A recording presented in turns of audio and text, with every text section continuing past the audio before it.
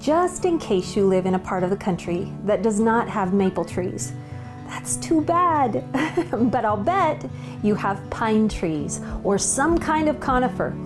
That's awesome because you know what? You can make something that rivals maple syrup in that amazing experience that you get when you can make your own.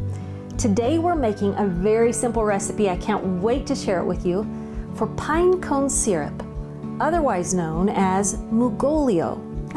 Don't go away.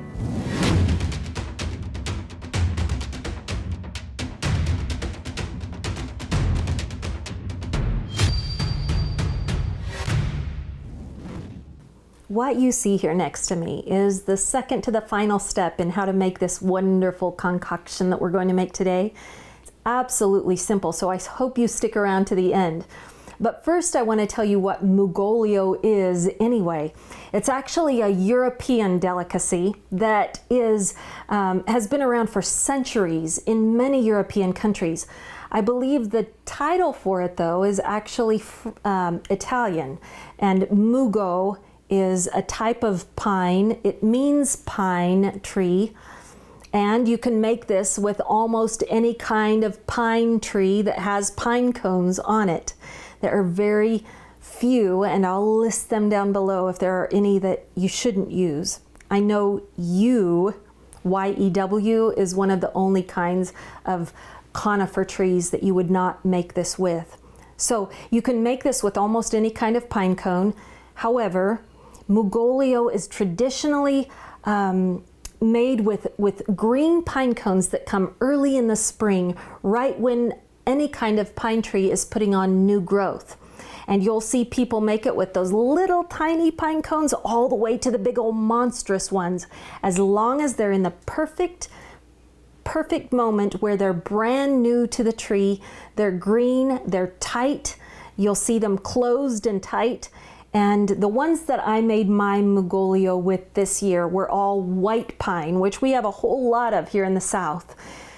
What I had to do was get pretty creative, and so let me back up from this step just a few steps to show you the start of this process. So backing up to about April of this year, I noticed my pine trees in the backyard were starting to get filled with wonderful green tight pine cones that grew and grew and grew. And the white pine has a pine cone that grows, maybe about 6 inches long. You can pick them when they're very little all the way up to when they're full in length. However, the minute that they start turning dark brown or anything like that or opening up, it's way too late. You've got to get these in the spring, and it symbolizes the new growth that you'll see on a pine tree. So you want to be careful to not over harvest. I've heard it said that you shouldn't take more than about 20% of the pine cones on a tree in the spring. But between April and June, depending on where you live here, at least in the United States, you're going to find that your pine trees around you start putting on new growth. And if you're like my pine trees, or if yours are like mine, you'll notice the growth usually starts just out of reach. So you get to be very creative in how you're going to harvest those pine cones. For me, it was hilarious, and multiple days, sometimes on a sunny day, sometimes in the morning before anything else, I would go outside and I had a hank of paracord. I took and tied that around a big rock that was pretty heavy. I threw it until I got just the right trajectory to go up over those high branches of the tree and kind of lasso it so that I could pull it down just enough that I could get to those pine cones. And it worked really pretty well. I was able to harvest enough for a big old batch that I made and was able to sell at the Homestead Festival down in Columbia, Tennessee earlier this year. I guess it was in June, and if you haven't been to that, I hope you can get there perhaps next year. But every bit of it sold out. Everyone was so excited about it. What I love though is that it's very simple to make, it's very easy to make, it just takes a little bit of time. So once you've harvested those wonderful green pine cones off of your pine tree, you'll notice that they're actually quite tender compared to the way that they'll get later. So The younger that they are, they'll be very tender, and you're just going to take a very sharp knife and cut them up, dice them up small. Some people use the whole pine cone. Some people dice them up in big old chunks. But in my mind, I think, okay, if they're going to have the pine sap extricate from them, I want every bit of that to come out. So you're going to chop these up just small, whatever works for you. These are pretty great for cutting, so I'm getting them into, just maybe a 1/4 inch at the most in width. Then you're going to take equal parts of brown sugar, up to 2 parts brown sugar to 1 part pine cones. So because it's a rough estimate, you do what works for you. But what you're going to do is, some people toss them all together and then put them in a jar, or you can put them in layers, whatever it works for you. I did it both ways this year, so I have learned that either way seems to have the same exact result. But filling jars up where I've got 1 to 2 times the amount of brown sugar as I have to pine cones, and I get the jar completely filled all the way to the brim. That's the only 2 ingredients, literally. Screw on the lid, but just kind of loosely, at least here at first, because this first week you're going to notice very quickly they start sort of fermenting. If you haven't burped it in that first couple days, it might actually kind of make a little kind of explosive air sound as you open the lid that first time, if you had it screwed on a little tight.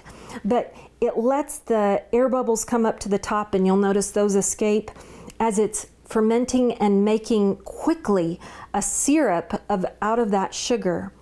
Now, what you're going to do is, yes, I want you to burp it that first couple of days a few times, and then you're going to find a cool, dark place. Some people find a warm, dark place, and some people even set it out in the sunlight. So there's several ways you can do it. My theory is I would rather set it for longer in a dark place that was not quite as hot than setting it straight out in the sunlight. And the reason being, if you remember our episode we have on pine needle tea, this is absolutely rich in vitamin C. But incidentally, vitamin C is one of those vitamins that breaks down kind of quickly when it's exposed to high heat. So to avoid as much of that breakdown as possible, I put it in a lukewarm, just a moderately average room temperature room, out of the sunlight most of the time, and let it just steep. Now, if you're in Europe, you have a way of doing this that might be slightly different. I know I've seen recipes where you can start it at steeping like this that I've mentioned for 1 full month, but in Romania, I believe, is the country where they have a recipe where they bury the jar for up to a full year. Now, you correct me if you know better than that, if it's some other country represented, but regardless, there are folks over in Europe that will bury this for an entire year before they dig it out and open that jar and have this amazing taste. My mouth is watering talking about it because I have already tasted some. I already know it's phenomenal. Like I said, I sold out at the Homestead Festival, and this is my second batch that I'm making afterward, and I will probably save these little jars for Christmas gifts that I'll give this Christmas. But this is steeped for over a month, so I am anxious to show you the last part of this process. All right. The first thing you do after a month or more, 2 months, 10 months, listen, wait as long as you can, because it's just going to make it ever more complex. But as I take the lid off of this, first thing I notice is that crusty white sugar that is on top. But if you could smell the air right now, I mean, oh wow, there is this aroma of Christmas trees and pineapple and maple all just wafting into the air. It's incredible. Better than any potpourri or perfume or, oh my goodness. But I digress. So notice how chippy that is. it'll be very crusty. So you'll need a knife or something to put it into this pan that I have standing by. I'm just going to literally scoop all of the sugar and all of the pine cones into the pan together. All right, the syrup's gonna make its way out, all those pine cones. You'll notice all those green pine cone bits have turned brown now, and that's normal. They'll actually have done that literally like in the first, oh my goodness, maybe 48 hours. It's amazing how quickly they turn brown. I think they're all gonna fit just fine in here. And we're going to just turn the heat onto very low heat. I don't know what that means for your stove, but go ahead and somewhere further down than medium for sure. And you're just gonna let it have its time, because the warmer you get with that heat on it, the more it's going to break down the vitamin C, and I want it to be as strong as can be. In fact, this has often been used in past centuries as an elixir for coughs, because it's so extreme in vitamin C. It's like that pine needle tea that we made. And so this is like a cough syrup that you can pour over pancakes. I love that. Anyway, so low and slow, we're gonna give this time to just melt down all of that sugar, and so there's no granulation left. And then you'll see us strain out all of these pine cone bits. What I'm doing is just kind of continually turning this over so any granulated sugar can make its way down into that warm heat in the bottom, and make sure it gets all melted up.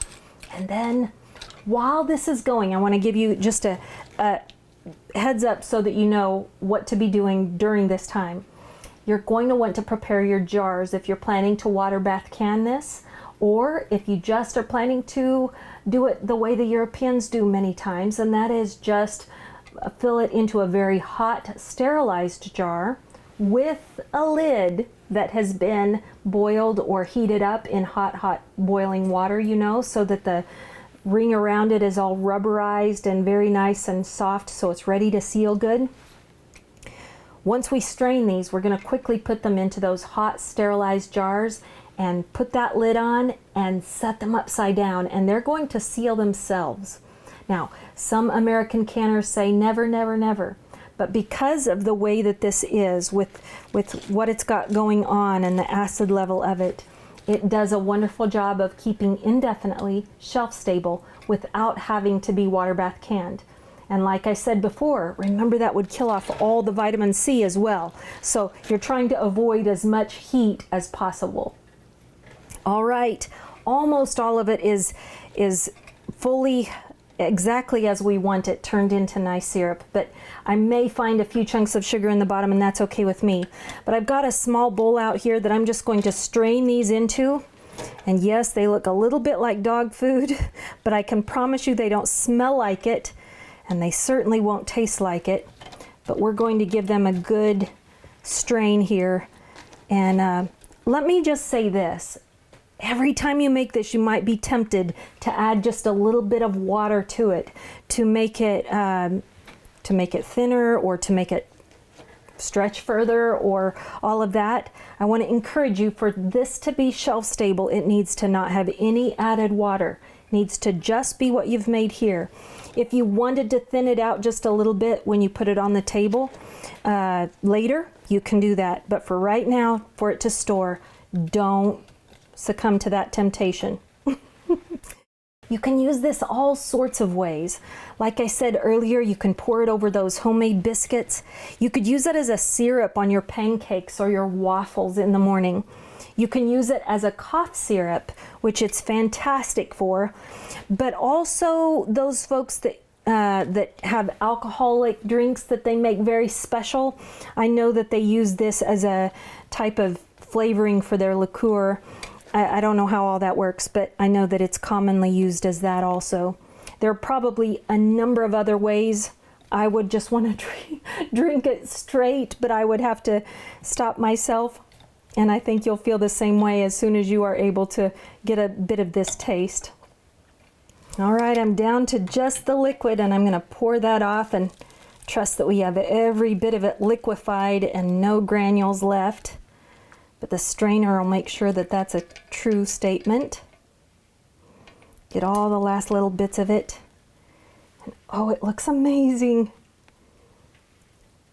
Get them filled up the way you know that it's going to fill up. Oh, it's beautiful. There you go. Let me get the rest of these filled and we'll quickly get their lids on. We've talked about this before. I just want to remind you again, whether you water bath can these or not, definitely take some white vinegar and just wipe around the edges really good so that there's no chance of any lost seal because of there being something around that rim. And it helps you confirm that no, indeed, there are no chips either around that rim.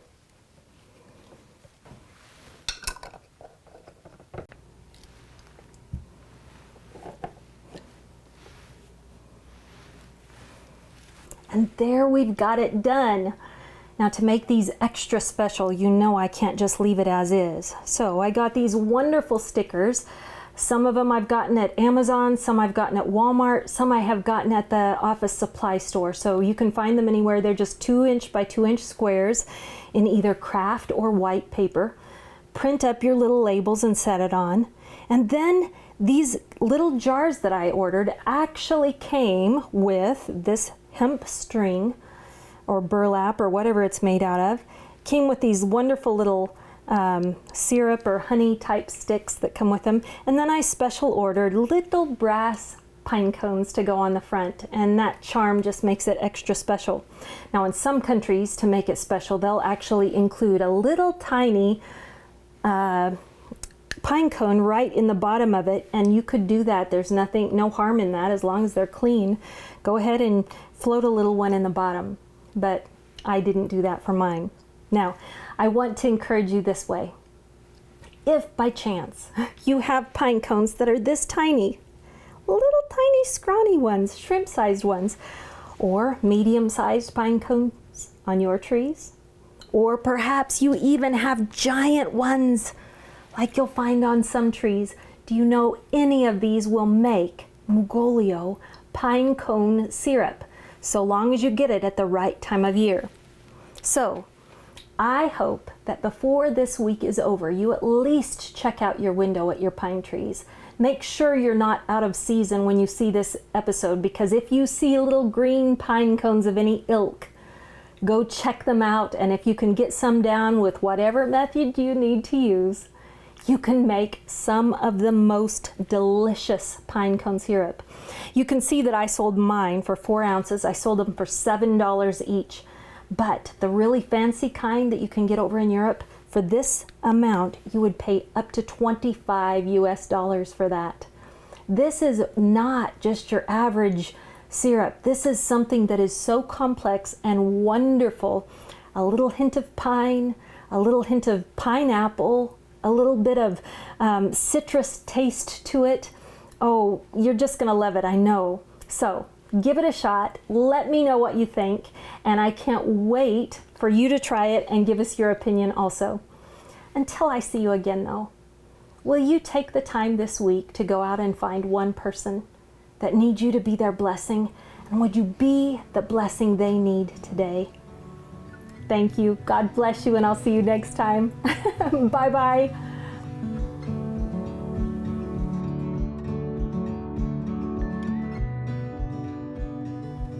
Hey, before you go, I would love to share a word out of the second to the last chapter of the entire Bible, Revelation chapter 21, and it's verse 4 and 5. It says this promise to you: He will wipe away every tear from your eye, and death shall be no more, neither shall there be mourning, nor crying, nor pain any more. For the former things will have passed away. And he who was seated on the throne said, Behold, I am making all things new.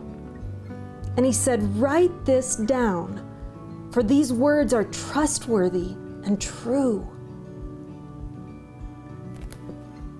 getting dark out there. Now go out and glow.